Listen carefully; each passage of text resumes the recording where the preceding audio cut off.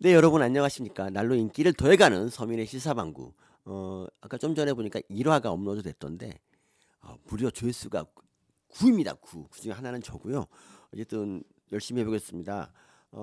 오늘 주제는 뭐 내로남불의 화신 최민희 이 편인데요. 뭐 최민희 내로남불이야 여러분 뭐 다 아시지만 그래도 아는 것도 이렇게 다시 한번 재확인해야 되니까 한번 열심히 해보겠습니다. 그 여러분 이진숙 방통위원장이 그 탄핵에서 복귀했죠. 이게 작년 7월에 이제 임명되고 나서 그 임명될 때 여러분 아시다시피 무려 34일에 걸쳐서 33시간 국무총리보다 더 혹독한 인사 검증을 거쳐서 이거 뭐 검증이라보다도 괴롭히기죠, 괴롭히기.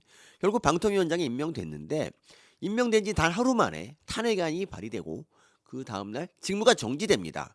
그리고 다시 탄핵 기각으로 다시 방통위원장에 복귀하기까지는 6개월이 지나야 됐습니다. 1월 23일에 그 헌재에서 4대4 기각이 났고요. 이 복귀는 어떤 의미가 있느냐? 그러니까 그 자기를 탄핵시킨 이유인 2인 체제, 방통위 2인 체제는 적법하다는 거예요. 그렇죠? 그러면 어떻게 될까요? 그러면 이제 최민희랑 이진숙 위원장, 그러니까 이 탄핵을 시킨 주범인 최민희랑 이진숙 피해자인 이진숙 이분이 2월 14일 발렌타인데이 날 첫 만남을 가집니다. 네, 네 얼굴 보시고, 네, 그 이렇게 오랜만에 만나면 어떤 말을 해야 될까요? 보통 이렇게 이제 야 어떻게 지냈냐 뭐 미운정 들었는데 보고 싶더라 뭐 이런 말 있잖아. 덕담 뭐 언니 나 마음에 안 들죠 이런 것도 괜찮고 뭔가 그동안 근황에 대해서 좀 얘기할 수도 있잖아. 근데 우리의 최민희는 뭐라 그랬냐, 바로 이런 거야. 나와달라고 딱 해서 나오자마자 혹시 그 버카 3억 9천만 원 관련하여 고발됐잖아요. 혹시 조사 받으셨어요? 이게 첫 번째 멘트였습니다. 제가 이전에 무슨 다른 멘트가 있나 저 열심히 찾아봤는데 없어. 이게 첫 멘트야. 지금 방통위 현안이 산적해 있어요. 여러분 아시다시피 지금 뭐 MBC, KBS 이런 지상파 방송을 비롯해서 여러 방송사가 방통위장이 없어서 작년에 제어가 이게 승인이 안 났거든요. 이거를 해야 돼. 할 일이 많어. 지상파 제어가. 그리고 오요한나 씨, 뭐 MBC 기상캐스터 출신인데 그 이제 안타깝게도 직장 내 괴롭힘으로 이거 과방위가 다뤄야지. MBC는 왜 이런 거 열심히 안 하나? 이거 해야지. 그렇죠? 그런데 이 직장 내 갑질의 진심인 우리 최민희 씨, 이 본명이 최정심이야, 정심. 이게 지금 뭐 하는 건지 여러분 아시죠? 지금 한이 찍으려고 이러고 있는 거 아닙니까? 이 한이가 딱 국회 오자마자 최민희 보고 얼마나 놀랬을까? 저 진짜 괜히 제가 미안합니다. 어쨌든 이렇게 직장 내 갑질에 이렇게 진심인 우리 최민희 씨, 이 최민희 씨가 그 오요한나 씨 그 사망 사건을 조사하지 않는다는 거 정말 어이가 없습니다. 방통위는 뭐 하는 겁니까? 근데 어쨌든 좋습니다. 이진숙 위원장의 버카는 과연 어떤 거였냐? 이 청문회 사흘 내내 이 버카 가지고 공격을 하고 뭐 나중에 뭐 직원들 빵 사줬다고 해서 빵진숙이라는 이상한 별명도 지네끼리 불렀는데 MBC는요 광고로 먹고 살아요. 대전 MBC 사장일 때 이진숙 위원장이 당연히 광고 유치를 위해서 여러 광고주들을 만나면서 버카를 썼지. 어쩌라고. 그게 나빠? 그리고 이게 그 당시에 문제가 없었으니까 그냥 감사해서 다 넘어간 거 아닙니까? 근데 이거 가지고 그 난리를 다시 왜 딴 거 뭐 깔 게 없어서 그런지 이걸 난리를 치더니 6개월 만에 다시 만나서 한 말이 버카 고발당하셨죠예요. 그리고 그 버카를 누가 고발한 줄 아세요? 민원연, MBC 노조, 언론 노조 이딴 애들입니다. 이딴 애들. 뭐 여러분 다 아시다시피 이지수 청문회 그 당시부터 이 청문회장 못 들어오게 그 피켓 들고 시위했던 애들이 바로 얘네들인데, 예. 참 여러분 좌파는 참 힘들겠어요. 예. 좌파는 힘들겠다 생각이 좀 들었습니다. 그냥 그런 생각이 들었습니다. 그냥. 네. 어쨌든 그 34개월간 버카 그 1억 4천만 원 결제 혐의로 이제 입건이 됐는데 1억 4천인데 이 3억 9천은 대체 어디서 나온 건가 모르겠는데 어쨌든 그래요.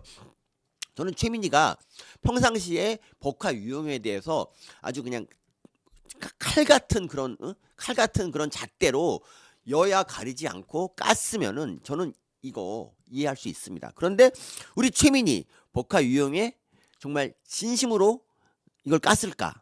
그게 아니죠. 2022년 불과 3년밖에 안 지난 2월에 그 김혜경 알죠? 이재명 마누라 이분이 경기도 법인카드를 가지고 별짓을 다 한 뭐 초밥을 처먹고 소고기 먹고 막 그랬잖아요. 이거가 화제가 됐어요. 이게 3년 전이야. 사적으로 몇 천만 원을 유용했다는 게 나왔죠. 그런데 최민희 말 좀 보세요. 그 10만 원짜리 10여 차례 겨우 100만 원을 가지고 왜 난리를 치느냐. 김혜경이 사주했다는 근거가 없다. 이런 말을 했습니다. 웃긴 게, 야, 거기 그 공무원 2명까지 같이 밑에 쫄딱으로 부렸는데, 이게 이렇게 말해도 되는 겁니까? 어? 아니, 이거 나중에 다 이거 입증된 거 아닙니까? 사모님이 샌드위치 시켜달랜다. 샌드위치 시켜달라는데? 민희야! 김혜경이 샌드위치 먹고 싶다는데, 어떡할 거야, 이거? 어? 네, 알겠습니다. 넘어가고요. 이건 지겨우니까 넘어가고, 그리고, 네, 뭐, 넘어가고요.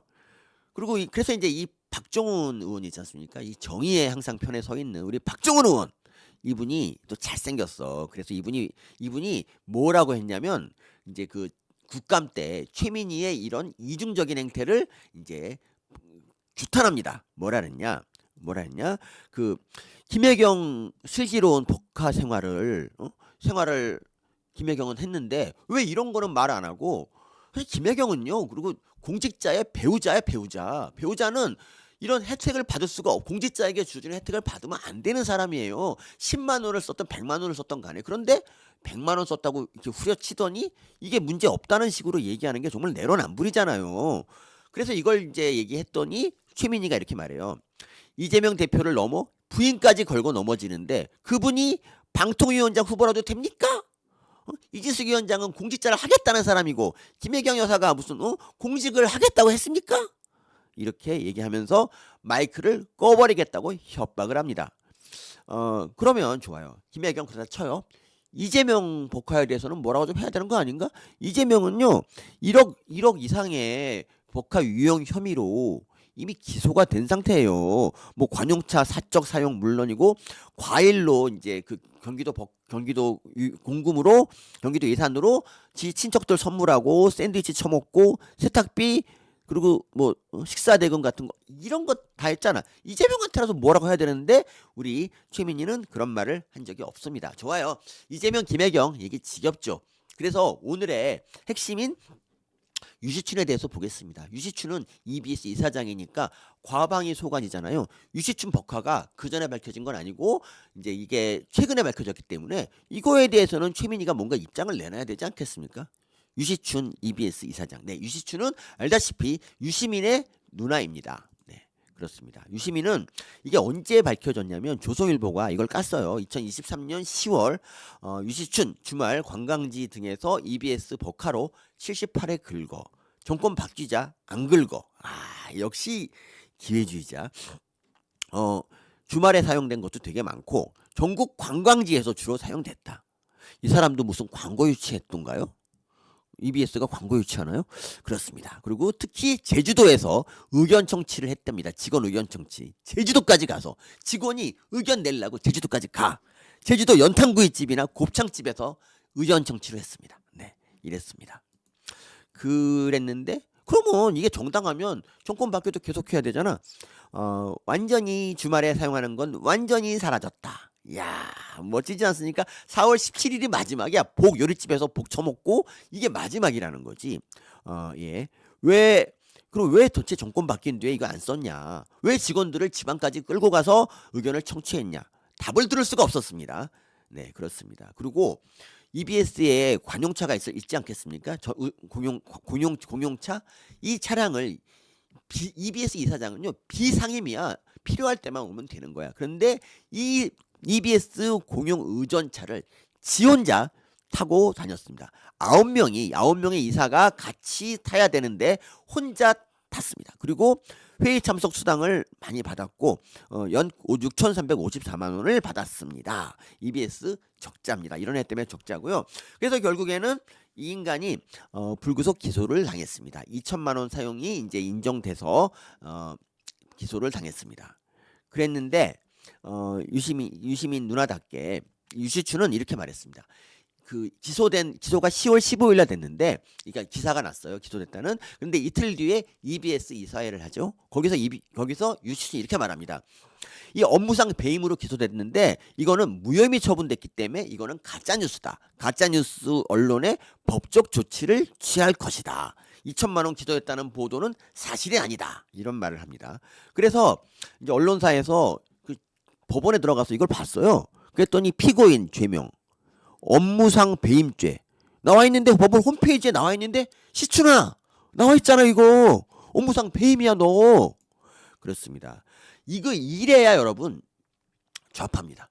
좌파는 이렇게 당장 들통난 거짓말을 눈앞에서 할 수 있는 그런 게 바로 좌파입니다. 유시민은 좌파의 모범 사례죠. 네, 그렇습니다. 그리고 이런 분이야말로 또 남의 잘못에는 추상 같은 잣대를 들이대는 또 이런 게 또 좌파입니다.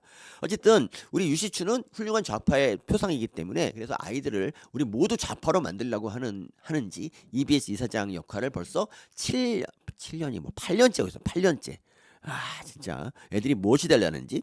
그런데 여러분, EBS 이사장이 2018년에 됐거든요. 그런데 이사장이 되려면 이 법조항에 따르면 대선에서 어떤 특정 후보자 당선을 위해서 자문이나 고문 역할을 하면 안 돼. 그걸 하더라도 3년이 지나야 된다는 거예요. 그런데 2017년에 5월에 5월에 이제 문재인 취임했잖아요. 그 전에 대선이 있었고, 2017년 꽃탈배 유세단에서 유시춘이 열심히 활동을 했네? 이거 하면 안 된대잖아. 시춘아, 너 이거 하면 안 된대잖아. 그래서 이제 정권 바뀌고 나서 이제 대통령이 황당하죠? 아니, 유시춘 같은 애가 어떻게 이게 EBS 이사장이 됐는지 한번 좀 알아봐라. 그래서 알아봤습니다. 알고 보니까 유시춘은요, 이 검증을 피했어요. 어떻게 했냐? 이름이 유시춘인, 원래 류시춘이야.